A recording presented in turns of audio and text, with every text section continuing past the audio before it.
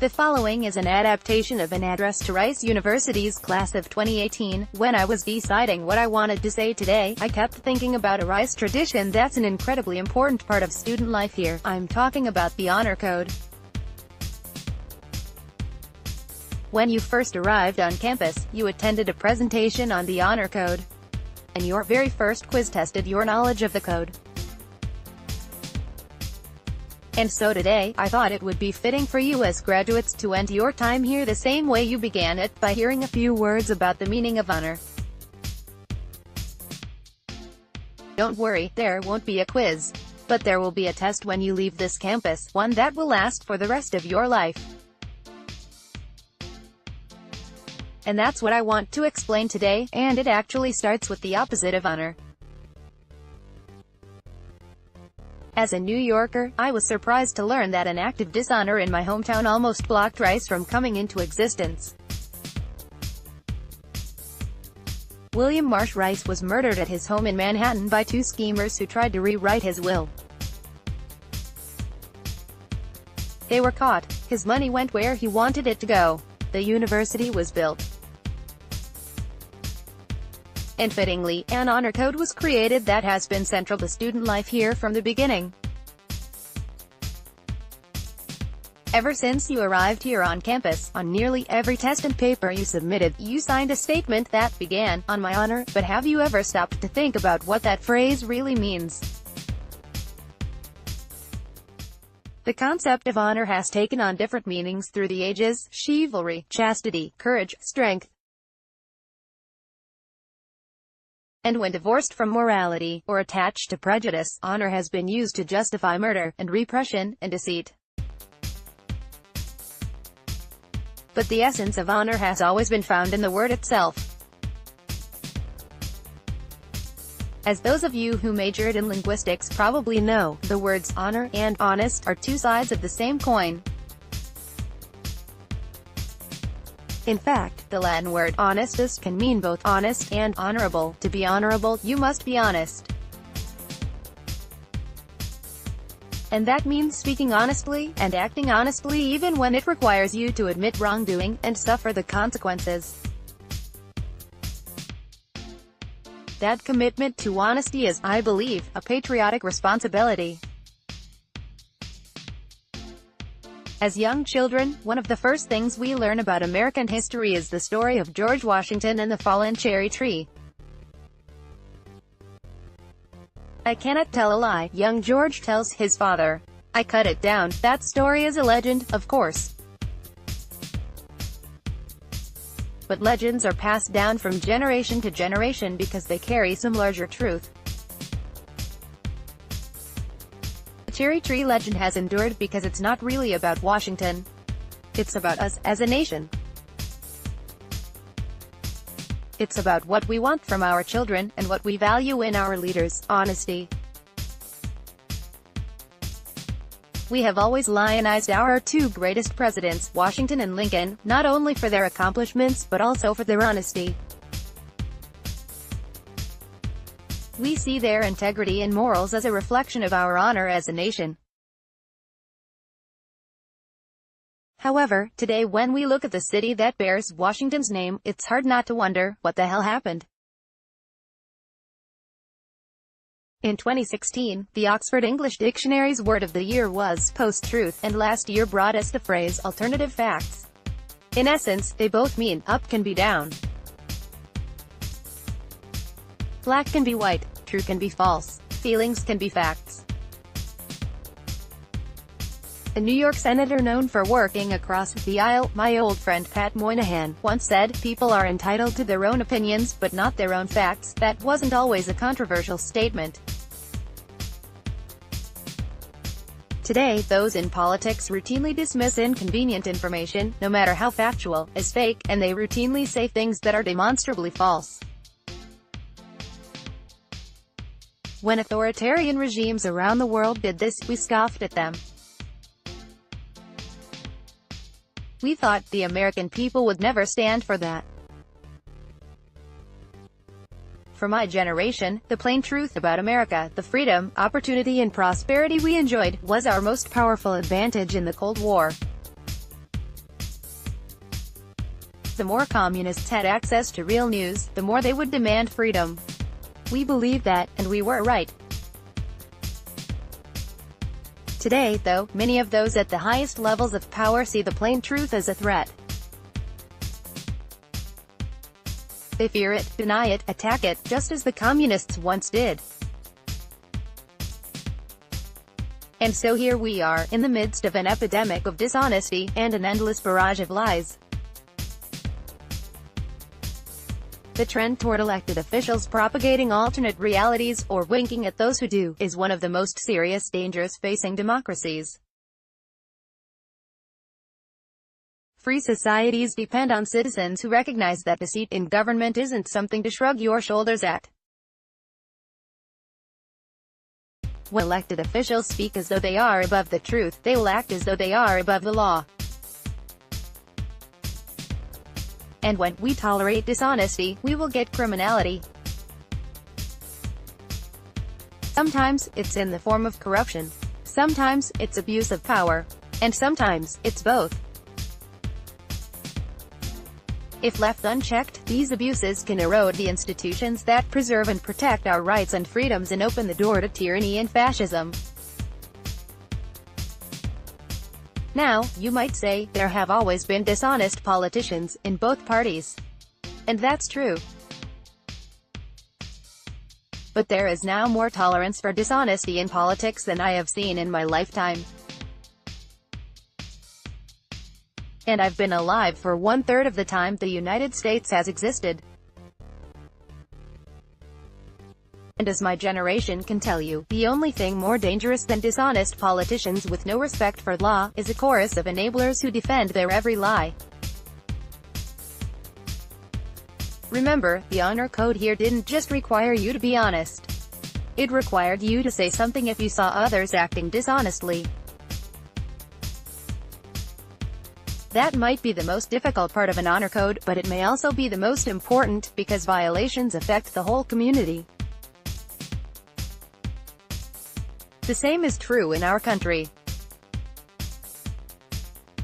If we want elected officials to be honest, we have to hold them accountable when they are not, or else suffer the consequences. Don't get me wrong, honest people can disagree, but productive debate requires an acceptance of basic reality. For example, if 99% of scientists whose research has been peer-reviewed reach the same general conclusion about a theory, then we ought to accept it as the best available information, even if it's not a 100% certainty.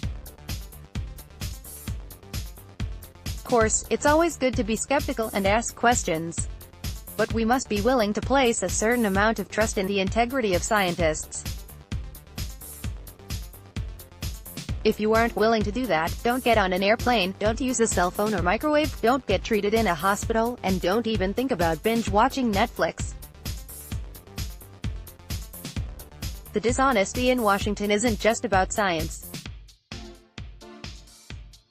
We aren't tackling so many of the biggest problems that affect your future, from the lack of good jobs in many communities, to the prevalence of gun violence, to the threats to the environment, because too many political leaders are being dishonest about facts and data, and too many people are letting them get away with it.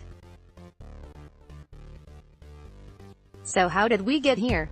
How did we go from a president who could not tell a lie to politicians who cannot tell the truth? From a George Washington who embodied honesty to a Washington, D.C., defined by deceit. It's popular to blame social media for spreading false information. I, for one, am totally convinced that Selena Gomez and Justin Bieber are still dating. But the problem isn't just unreliable stories. It's also the public's willingness to believe anything that paints the other side in a bad light. That's extreme partisanship, and it's what's fueling and excusing all this dishonesty. Extreme partisanship is like an infectious disease. But instead of crippling the body, it cripples the mind. It blocks us from understanding the other side. It blinds us from seeing the strengths in their ideas and the weaknesses in our own. And it leads us to defend or excuse lies and unethical actions when our own side commits them. For example, in the 1990s, leading Democrats spent the decade defending the occupant of the Oval Office against charges of lying and personal immorality, and attempting to silence and discredit the women who spoke out. At the same time, leading Republicans spent that decade attacking the lack of ethics and honesty in the White House. Today, the roles are exactly reversed, not because the parties have changed their beliefs, but because the party occupying the Oval Office has changed. When someone's judgment about an action depends on the party affiliation of the person who committed it, they're being dishonest with themselves and with the public. And yet, those kinds of judgments have become so second nature that many people in both parties don't even realize they are making them. When people see the world as a battle between left and right, they become more loyal to their tribe than to our country. When power, not progress, becomes the object of the battle, truth and honesty become the first casualties. You learned here at Rice that honesty leads to trust and trust leads to freedom, like the freedom to take tests outside the classroom. In democracy, it's no different. If we aren't honest with one another, we don't trust one another. And if we don't trust one another, we place limits on what we ourselves can do, and what we can do together as a country.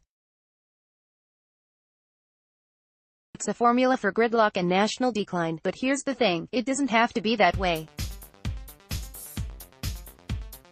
When I was in city government, I didn't care which party proposed an idea. I never once asked someone his or her party affiliation during a job interview, or who they voted for. As a result, we had a dream team of Democrats, Republicans and Independents. That diversity made our debates sharper, our policies smarter, and our government better. Arguments were won and lost on facts and data, not parties and polls. That was why we had success. And it's been great to see other mayors around the country taking that same kind of approach. But at the national level, in Washington today, partisanship is everything, and I think the dishonesty it produces is one of the greatest challenges that your generation will have to confront.